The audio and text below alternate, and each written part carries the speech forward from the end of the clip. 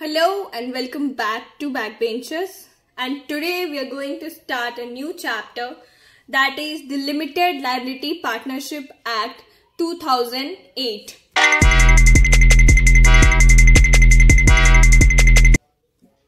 Definition: Limited Liability Partnership Act is applicable to whole of India.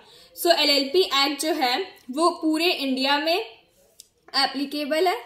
LLP means partnership formed and registered under LLP Act. So LLP का मतलब यही होता है कि जो भी पार्टनरशिप फॉर्म किया जाता है या रजिस्टर किया जाता है under LLP Act, that is 2008 LLP Act. Limited liability partnership agreement का क्या मतलब होता है?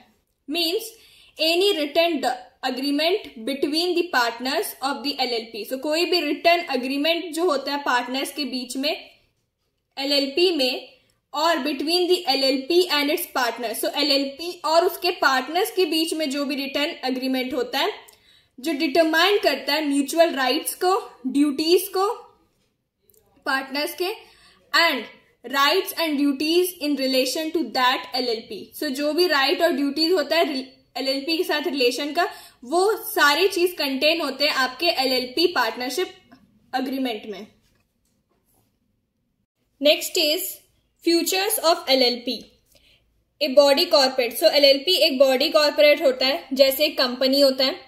परपेचुअल सक्सेशन होता है. सो चाहे मेंबर आए मेंबर जाए, इंसॉल्वेंसी हो मेंबर्स का या डेथ हो, वो LLP अपना चलते रहता है. So that is perpetual succession.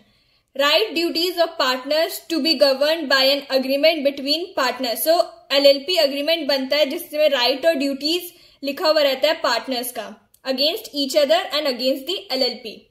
LLP will be separate legal entity. तो LLP अलग, उसके members अलग, partners अलग in the sense.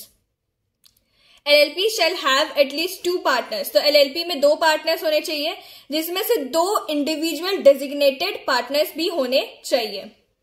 Central government has power to investigate the affairs of the LLP. So LLP क्या काम कर रहा है, जो भी कर रहा है उसका सेंट्रल गवर्नमेंट के पास पावर होता है इन्वेस्टिगेट करने का. इंडियन पार्टनरशिप एक्ट 1932 ये एप्लीकेबल नहीं होता है LLP को. Conversion of firm, private company, unlisted public company into LLP. So private company हो या कोई फर्म हो या कोई अनलिस्टेड पब्लिक कंपनी हो, वो LLP में कन्वर्ट हो सकता है.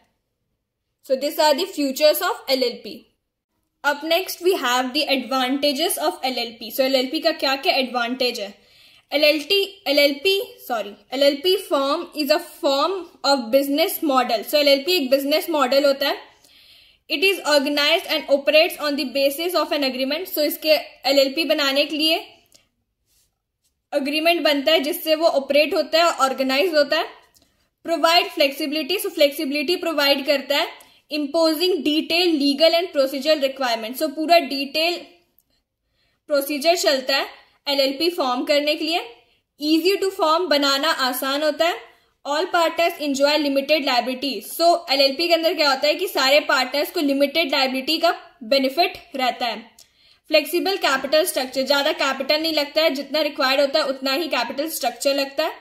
एंड ईजी टू डिजॉल्व, जैसे उसे क्रिएट करना ईजी होता है वैसे ही उसे डिजॉल्व करना भी ईजी होता है. So this are the advantages of LLP. Moving forward, next is designated partner. At least 2 designated partners who are individual. So designated partner कितने होने चाहिए? 2 होने चाहिए, जो इंडिविजुअली होने चाहिए. अलग अलग 2 डेजिग्नेटेड पार्टनर होने चाहिए. At least 1 of them shall be resident of India. उनमें से एक रेसिडेंट ऑफ इंडिया होने ही चाहिए.